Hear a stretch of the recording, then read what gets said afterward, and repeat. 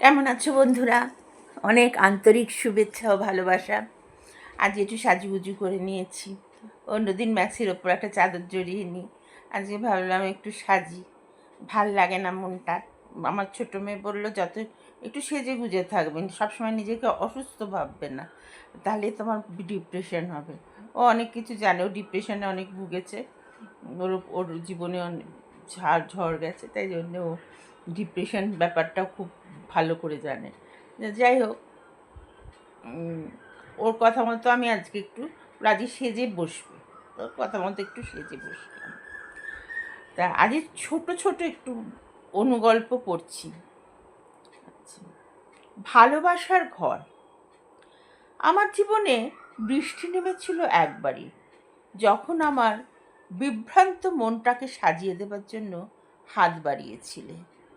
মনে হয়েছিল শুষ্ক জীবনের মাটিতে আচমকা বৃষ্টি ঝরে পড়ল। জীবনের গান শুনতে পেলাম। খুবই স্বল্প সময়ের জন্য ভালোবাসা এসেছিল জীবনে। ভালোবাসা হারিয়ে গেল।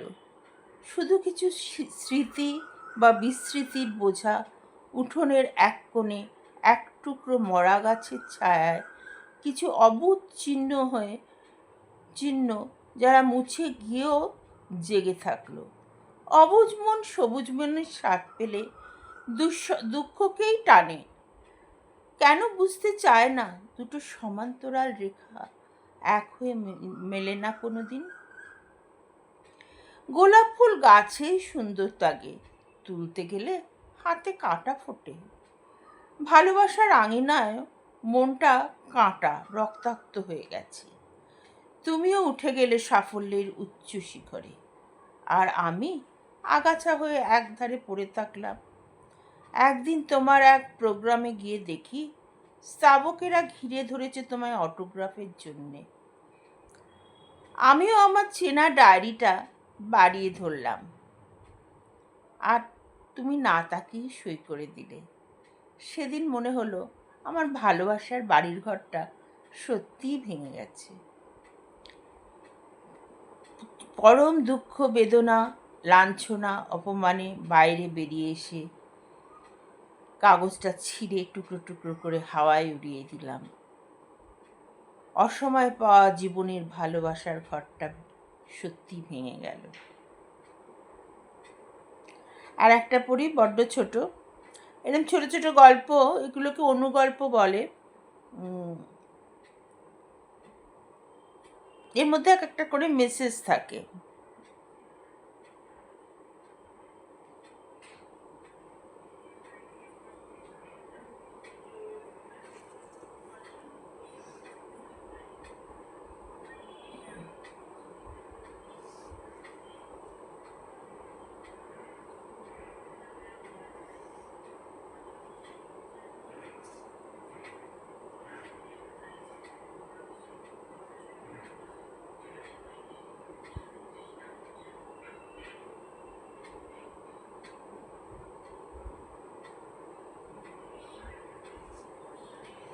এটা হচ্ছে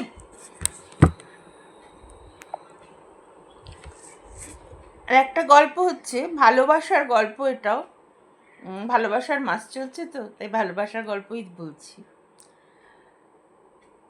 ভালোবাসার গল্প। মনোহর বাবু খুব শখ করে বইয়ের মাথায় আজকের দিন মানে ভ্যালেন্টাইন্স ডের দিন লিখেছিলাম গল্পটা, 14ই ফেব্রুয়ারি। আজকের দিনে একটা গোলাপ ফুল লাগাতে গেলেন। বউ হঠাৎ অবাক হয়ে বললেন, কি ব্যাপার, বুড়ো বয়সে কি ভীমরতি হয়েছে নাকি? সাতকালে গিয়ে এককালে ঠেকলো, এখন উনি এলেন খোপায় ফুল লাগাতে। না, বাজারে দেখলাম ফুলের খুব দাম, সবাই তোরা তোরা ফুল কিনছে। কি যেন দিন আজ একটা, ওই যে গো ভ্যালেন্টাইন্স নাকি, আজকের দিনে বর বউকে উপহার সব দেয়। তা তোমার উপহার কি ওই একটা গোলাপ? কি বলছো তুমি? এ একটা গোলাপ কিনতে 10 টাকা লেগে গেল। মরণ আর কি। 10 টাকা দিয়ে একটা গোলাপ কিনে আবার শোনাচ্ছে। আহা, আবার শোনালাম কোথায়, শুধু তো তোমায় বললাম। আর একটা জিনিসও আছে, আগে বলো তুমি আমায় কি দেবে? আমরণ, আমি আবার কি দেব? এক কাপ চা আর দুটো বিস্কুট। আর যদি আবার একটু লুচি করে দাও তবে তোমাকে আর একটা জিনিস দেব। কি আবার দেব? আগে চোখ বন্ধ করো তবে বলবো। আমরণ, বুড়ো বয়সে ঢং দেখো। জানি তো দেবে তো ওই 2 টাকা দামের চকলেট। ওরকম ওরকম বলে না। স্বামী ভালোবেসে যা দেয় তাই নিতে হয়। সরো তো সরো, আমার এখন অনেক কাজ। তোমার ছেলের বউ তো 8টার সময় ঢুলতে ঢুলতে বসে বলবে, মা একটু চা আছে? তুমিও তো মিষ্টি করে হেসে বলবে, জবাব দাও। মিষ্টি হেসে জবাব দাও, হ্যাঁ মা, এই এই নাও। তুমি তা তোমার মেয়ে হলে দিতাম না? সারাদিনের জন্য অফিসে চলে যায়, গাধার মতো খাটি, দুটো শুকনো টোস্টের বেশি তো আর কিছু খায় না। শরীর ভালো আছে তো? না, আজ ভালোবাসার দিন না, তাই দুজনে এখন। ছি, শ্বশুরের মুখের কথা শোনো। তা সবাই তোমার মতন বেরসিক নয়। মরণ, বুড়ো বয়সে ঢং দেখে আর বাঁচি না। এই একটু মজার গল্প লিখলাম ভ্যালেন্টাইন্স ডে উপলক্ষে।